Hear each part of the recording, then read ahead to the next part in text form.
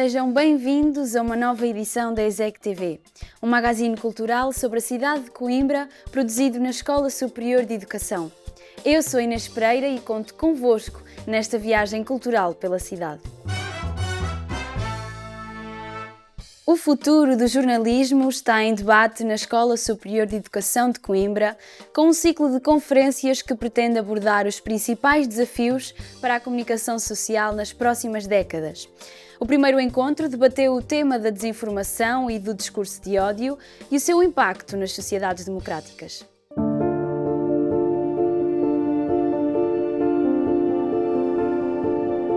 Nós temos sempre que nos perguntar por que determinados discursos de ódio, por que determinadas mensagens desinformativas emergem e qual é o estrago que ela pode fazer na nossa sociedade.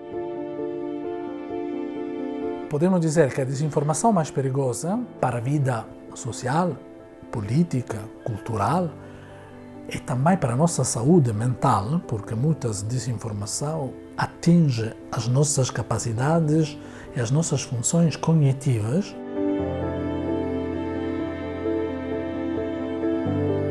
Nós temos dois tipos de odiadores, falando de forma geral. Nós temos o odiador que ele nasce de uma explosão emocional do momento. Isso acontece, por exemplo, no futebol, de forma muito frequente. Por outro lado, nós temos os odiadores profissionais, grupos que se organizam para construir discursos de ódio contra determinados grupos, contra determinados políticos, contra determinadas pessoas e assim interferir no debate público. Uma das características, em parte, da desinformação do discurso de ódio contemporâneo é aquela de recuperar como uma raiz identitária. Só que essa raiz identitária assenta muito no nós contra o mundo restante, os outros considerados como de contaminados, como de falsos, como de contra o povo, outra palavra muito abusada para dar a ideia que quem promove a desinformação faz isso em prol de uma sociedade melhor. Quando nós formamos uma ideia sobre um determinado fenômeno, uma determinada realidade, nós tendemos a nos comportar de acordo com a ideia que nós temos sobre esse fenômeno. Nesse caso, nós temos, na verdade, grupos que são mais prejudicados ou que são vítimas do discurso de ódio mais do que outros. Nós sabemos, por exemplo, que as mulheres são mais vítimas do discurso de ódio do que os homens. Nós sabemos que os negros são vítimas preferenciais do discurso de ódio, um ódio racista, do que os brancos. Nós sabemos também que pessoas que têm diferentes direcionamentos afetivos, amorosos, podem ser mais vítimas do discurso de ódio do que outros grupos sociais. No fundo, o que nós estamos a colocar em causa é o direito que as pessoas têm de ser feliz, de buscar, de construir a realidade, de se posicionar diante da vida e fazer, olha, o que está garantido pela Constituição, está garantido pela Declaração Universal dos Direitos Humanos, que é essa busca da felicidade, que é a associação pacífica e, obviamente, que os discursos de ódio, quando propagados da forma como se propagam e a própria desinformação, colocam em causa justamente esses direitos fundamentais.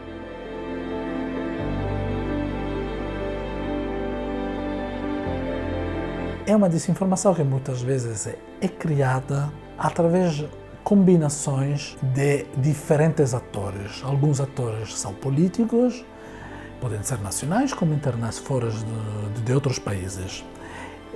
Podem ser tecnológicos, porque podemos ter muitos robôs, muitos sistemas de inteligência artificiais, muitos perfis falsos que produzem, reproduzem e partilham conteúdos falsos para disseminar e propagar e gerar confusão no âmbito da esfera pública.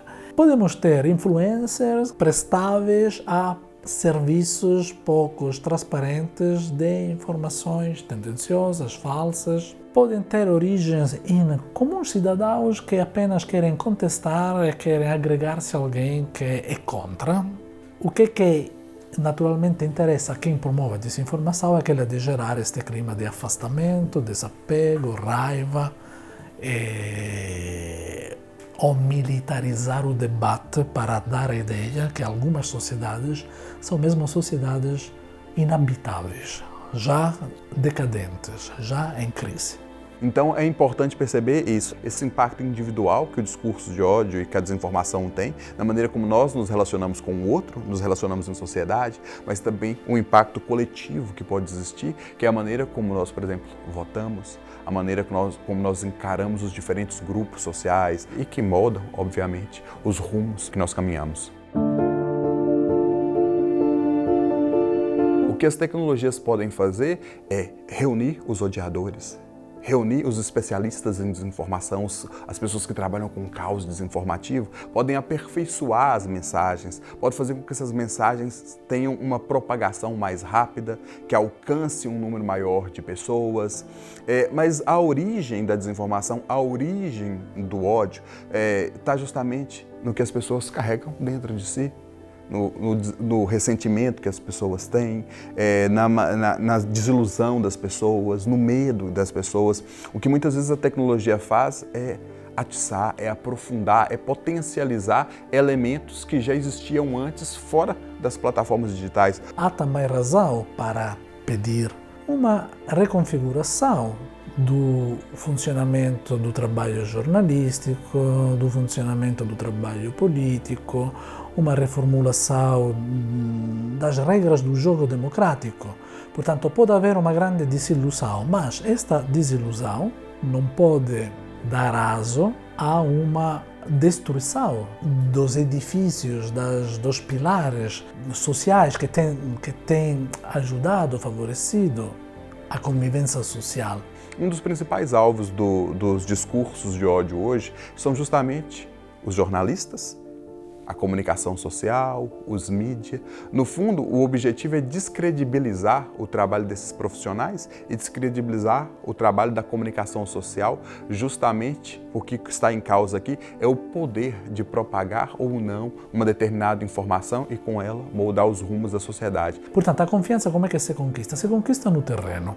Precisamos, de fato, de fazer algumas mudanças. Por exemplo, no contexto da comunicação, seria bom que no espaço jornalístico possam demonstrar que tenham pouca promiscuidade com interesses de cariz econômico ou partidário. Dar a ver que são realmente independentes.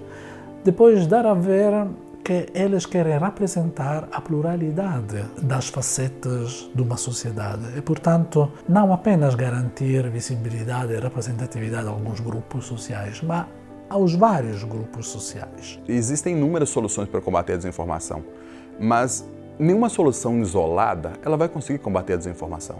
O combate da desinformação ela passa justamente pela articulação de um conjunto de medidas. Por um lado, medidas legais que possam punir os propagadores profissionais de desinformação. Por outro lado, nós temos que investir na literacia dos cidadãos, justamente na literacia mediática, porque eles possam cada vez ter um nível mais elevado de consciência sobre o que é uma informação de qualidade. As universidades, por um outro lado, têm um papel importantíssimo nisso, porque é ela que forma, por um lado, os jornalistas, quem produz a informação credível, de qualidade, mas, por outro lado, ela forma inúmeros outros profissionais, inúmeros outros cidadãos que não são jornalistas, mas que consomem conteúdo jornalístico. No fundo, para dizer que não existe uma única medida para combater a desinformação ou para combater os discursos de ódio. Na verdade, o que nos falta é justamente a articulação.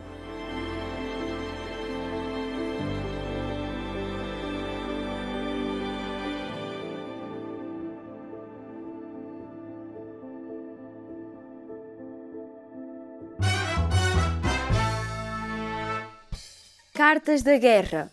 1961-1974 é um espetáculo de Ricardo Correia criado para combater o silêncio em torno da guerra colonial.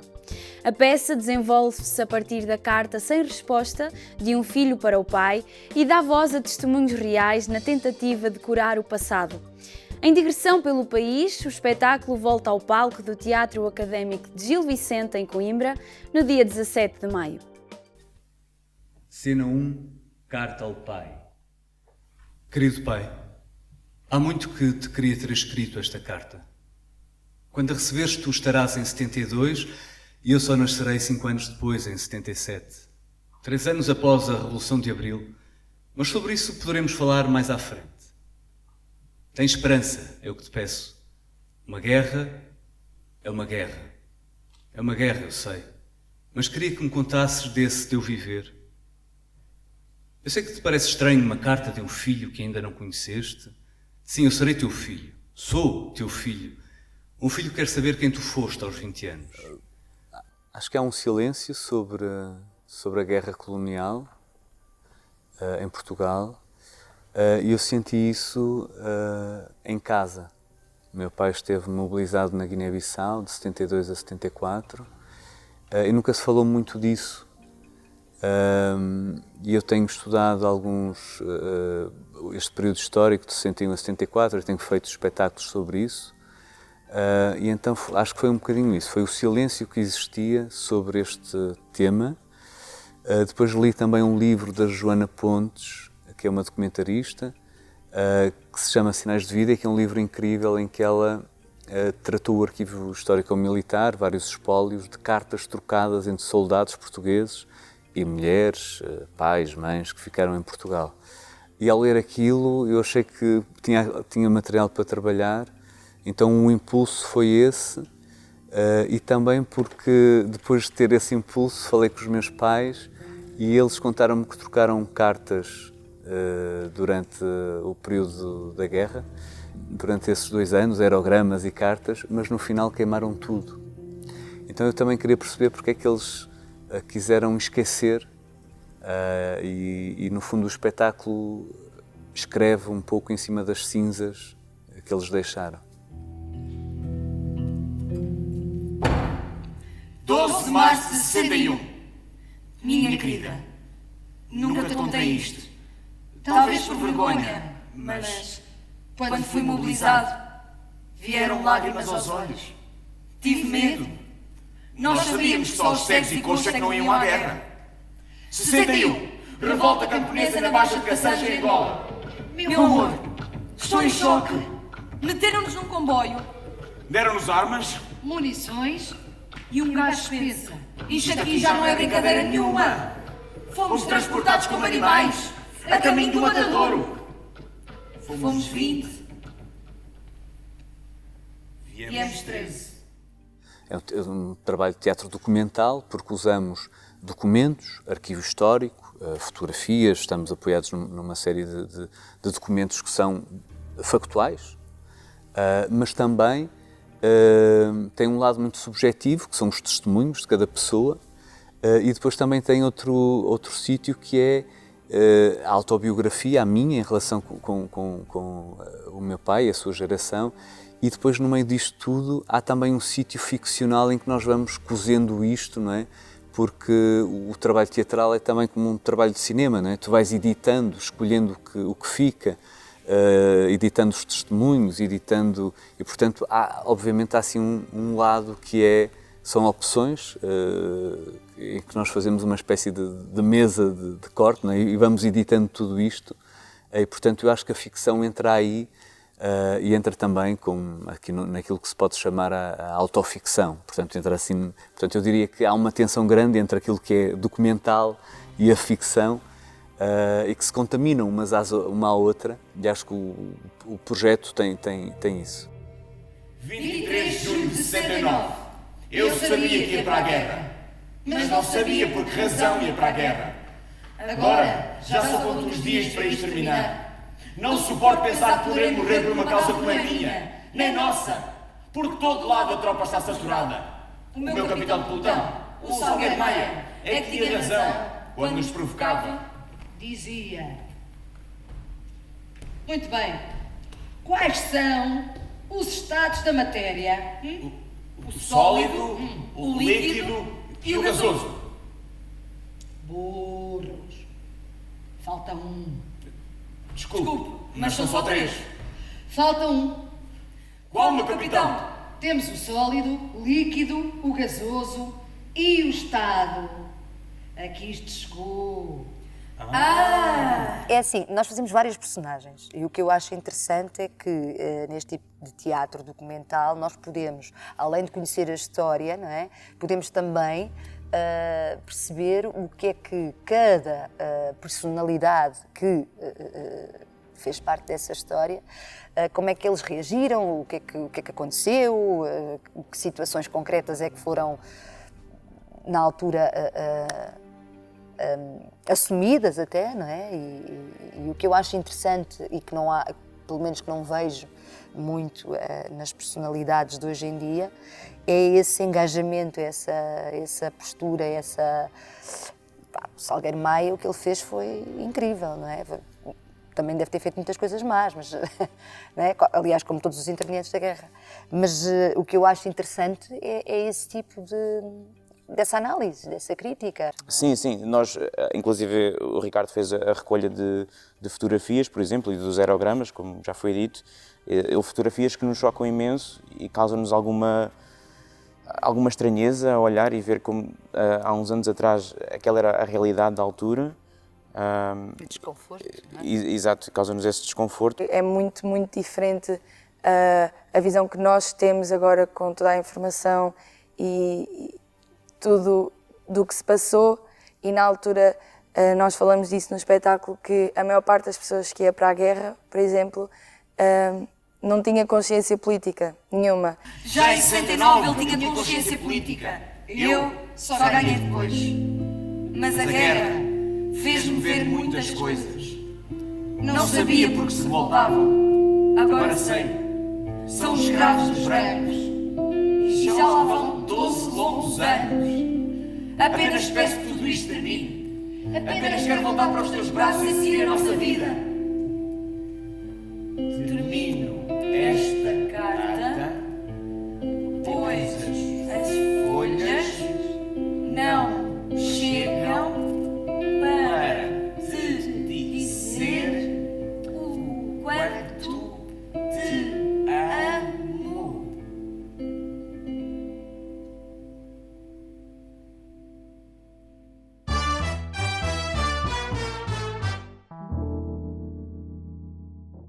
Glossário de A a Z, até à Revolução, dá nome a uma exposição que juntou o encenador Ricardo Correia, o historiador Rui Bebiano e 10 ilustradores, e que procura esclarecer alguns conceitos e episódios ligados à vida portuguesa no final da ditadura. Com curadoria de Ana Biscaia, esta exposição insere-se no projeto Marquise da Associação Casa da Esquina e pode ser visitada no Convento São Francisco, em Coimbra.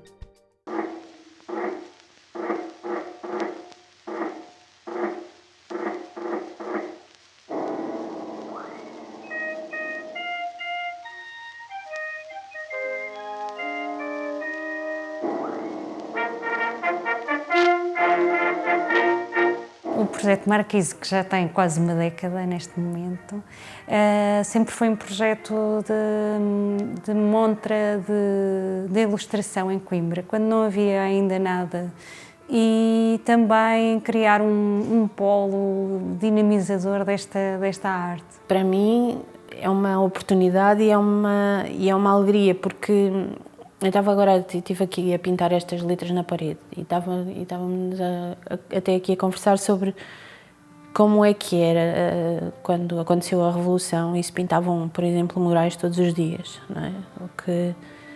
Esta coisa mesmo do design gráfico estar escrito nas paredes acaba por ser uma opção gráfica de design que não tenta fazer a ponte com esses dias, mas de alguma forma tem alguma relação com a liberdade que existia naquele tempo que eu não vivi e que não sei como é que foi. Mas se for à procura, descubro rapidamente, não é? Nomeadamente quando de facto os artistas trabalhavam em colaboração.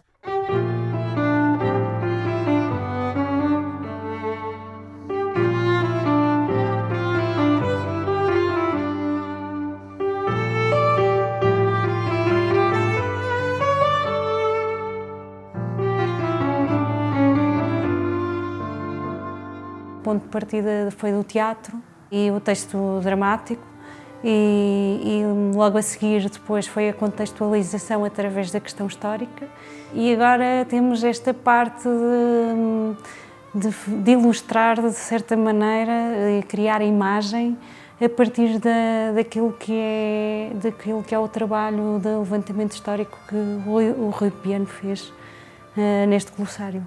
É difícil para mim ser ilustradora e curadora. Aliás, isto foi uma exigência da Casa da Esquina. Estava a refletir sobre isso E de facto, quando a exposição está montada e vejo as coisas todas na parede, porque é que foram estes e não outros? Porque eu reconheço a qualidade do trabalho destas pessoas, porque o trabalho que desenvolvem é um trabalho com cunho político e são ilustradores que não temem.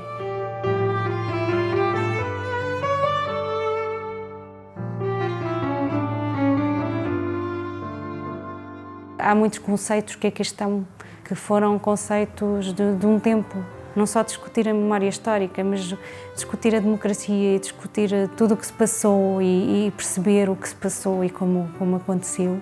É muito importante neste momento também para percebermos o que é que se está a passar. Como as guerras, como o advento de partidos de extrema-direita. Tem esta preocupação em chegar a estas gerações mais jovens, nomeadamente através de um conjunto de oficinas de ilustração, especificamente direcionadas para um público escolar, de uma forma mais criativa, através da ilustração e através também do seu poder de intervenção, fazer um debate, fazer de facto uma desconstrução do que é esta gramática de conceitos e como é que ela pode chegar até aos dias de hoje. Portanto, um diálogo entre o público que nos visita e os trabalhos que aqui estão.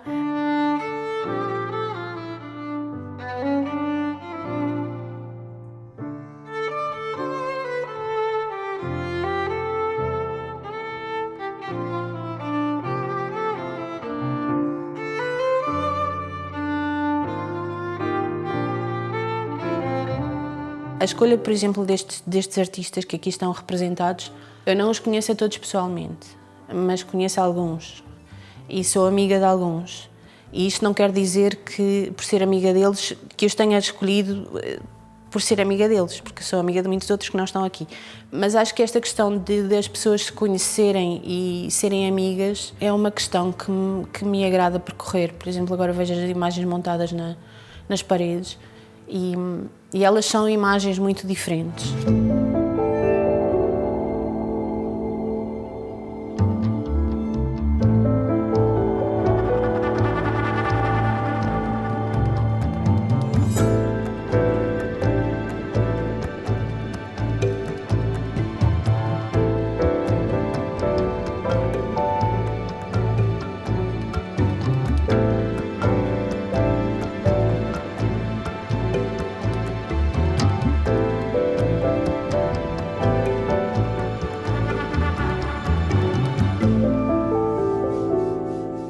Destaco o dia 17 de Abril, em que a oficina de leitura será dedicada à peça A Crise de 69, que se estreou no Convento de São Francisco. A data 17 de Abril para esta oficina não é também inocente, na medida em que é o dia em que de facto celebramos mais um aniversário da Crise de 69, em que celebramos também a importância que os movimentos estudantis e na cidade de Coimbra tiveram na luta contra o regime, contra a ditadura, o contributo também que deram para que hoje possamos viver em liberdade. Uma exposição dá trabalho a montar e é sempre melhor trabalhar com os outros.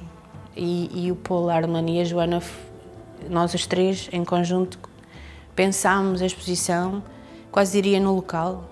A decisão de chegarmos aqui, de escrevermos nas paredes e foi tudo muito livre.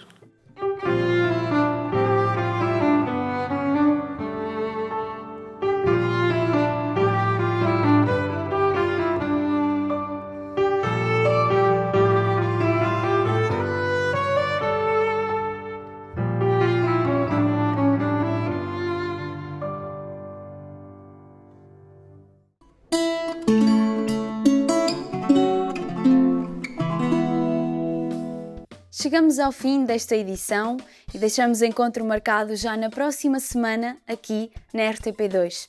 Até lá, podem continuar a acompanhar o nosso trabalho na RTP Play e nos canais da ESEC TV. Obrigada por terem ficado desse lado e tenham uma ótima semana.